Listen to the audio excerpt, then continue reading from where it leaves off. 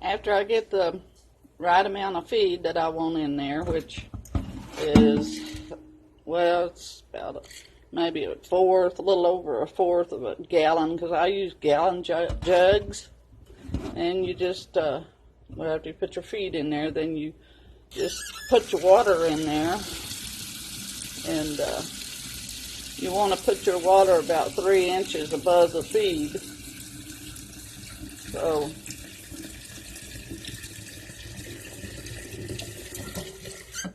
I got a little bit too much. Oh, set it over here. And then you gotta stir it down.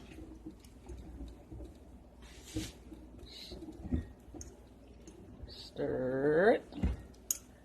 When you stir it, it starts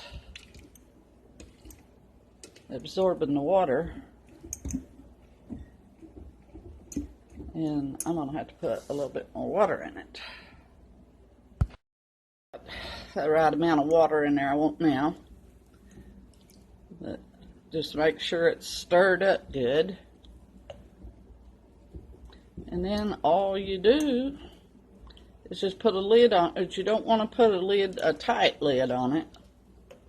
You just want to, I use these like sour cream, Highland cottage cheese or whatever lids off of a 16 ounce, and I just flop it up there on top. That's to keep any bacteria out or anything in the air. It's not supposed to be there. And I label mine, and then you let it set for 3 days. 2 days is okay, but after the second day, you can see it bubbling up. You'll be able to see it bubbling up. But sometimes I'll squeeze it the 3rd day. But and then when I talk about squeezing, I mean you got to get the liquid out. And there won't be this much liquid in there, trust me, because this is all going to absorb. It's going to come up way up. And this one here, I did yesterday. It was down to here, and this one will be ready Monday. So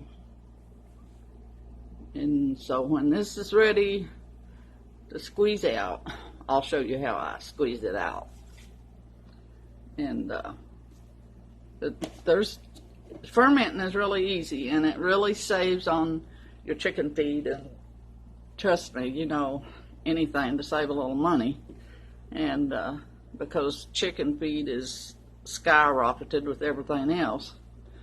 And but this just to say you ferment chicken feed. Let me see if there's any bubbles in this one, because this one will be ready Monday, and this is Saturday. Well, this has got 2 more days to go. And it's kind of dark over here. I don't think I got.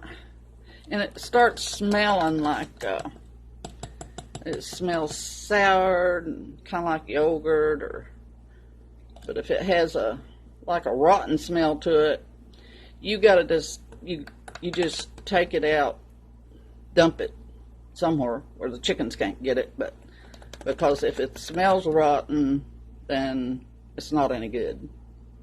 It's a bad batch. But I haven't had a bad batch yet. It's starting to make little bubbles, but when it really gets to fermenting, it'll really bubble up. And no, it won't make your chickens drunk. But, okay. And those two, this one will be ready Monday. This one will be ready Tuesday. And the next process is squeezing the juice out of it. I'll get to that later. Okay, this is Sunday, and this one here has 1 more day to go. Tomorrow we'll be squeezing this one out. We're going to see if it's working. How you can tell if it's working is you can see the bubbles. See there? It's a bubbling up. That means it's working. It's doing its job. It's fermenting. You gotta stir it up. But you know it's working if you see the bubbles. And it will be ready to take up tomorrow. Tiny bubbles. And this one will be ready Tuesday or possibly tomorrow. It's really doing its job too.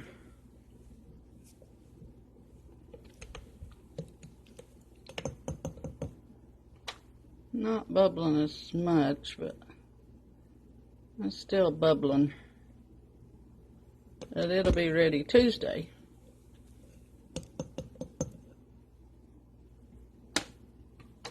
And just keep the lid on them.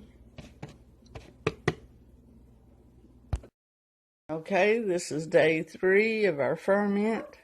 It's Monday, July the 11th, and it's ready to be fixed up for the chickens to eat.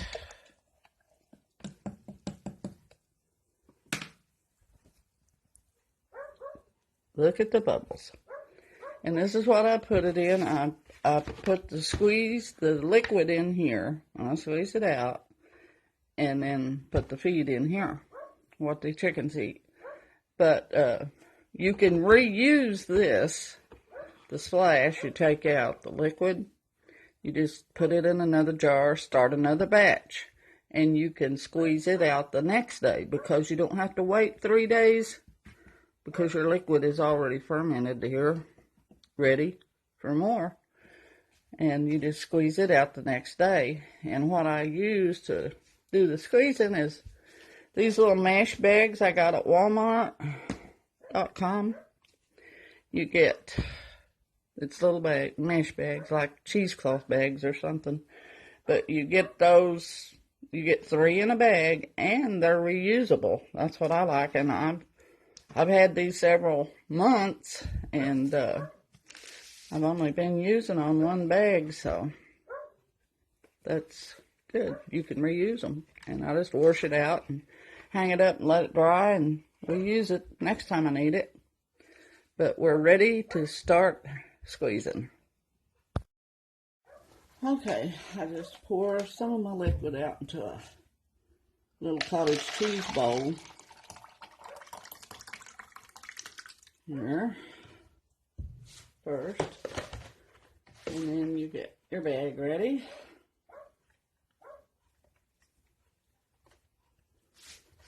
And you pour your liquid in here.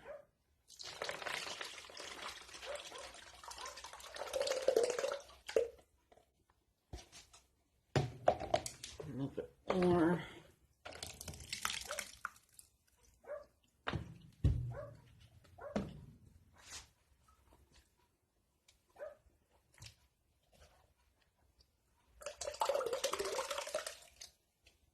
And take the bag up and just squeeze it. You don't have to have it real dry. It's according to your chicken's taste, I guess. If my chickens like it anyway, I fix it though. But I try to squeeze as much of the liquid out that I can. Don't want it real dry.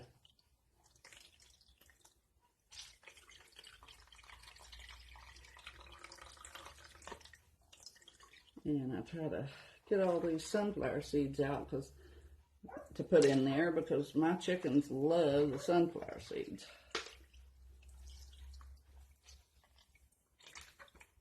And this is the liquid that you will save for your next batch. Oops, there went a sunflower seed. Gotta get her.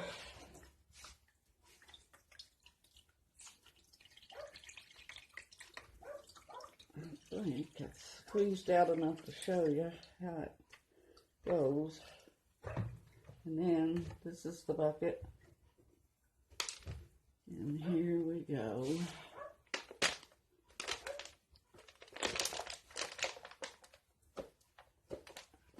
you how it's supposed to look. And this is your fermented feed, and it's ready. And I feed about 1/4 of a cup to each chicken every morning. And I've only got, let's see, what have we got? 7, 8, 9. I've only got 12 chickens, so I put them in these ice cream buckets. I put it in here, put the lid on it, and I store it in the refrigerator if I, any extra, which I do always have extra. And I store it in the refrigerator and just get it out and feed it to them when it's feeding time. But that is how you do the squeezing. And I say this, put this in a gallon jar and start again.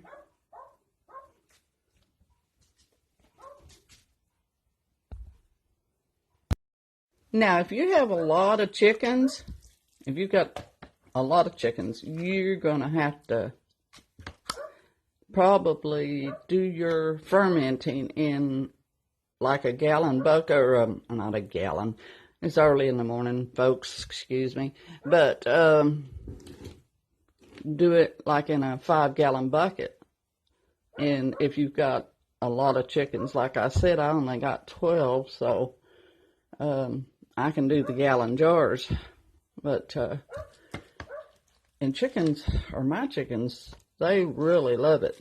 But there's a lot of fermenting techniques out there on YouTube and everything. Shows you how to ferment your chicken feed, but and a lot of them do it a little bit different. But this is how I do mine, and it's really easy, and it's healthy for the chickens. So I hope you've gained some knowledge, and this helps you a little bit on how to ferment your chicken feed. Thanks for watching.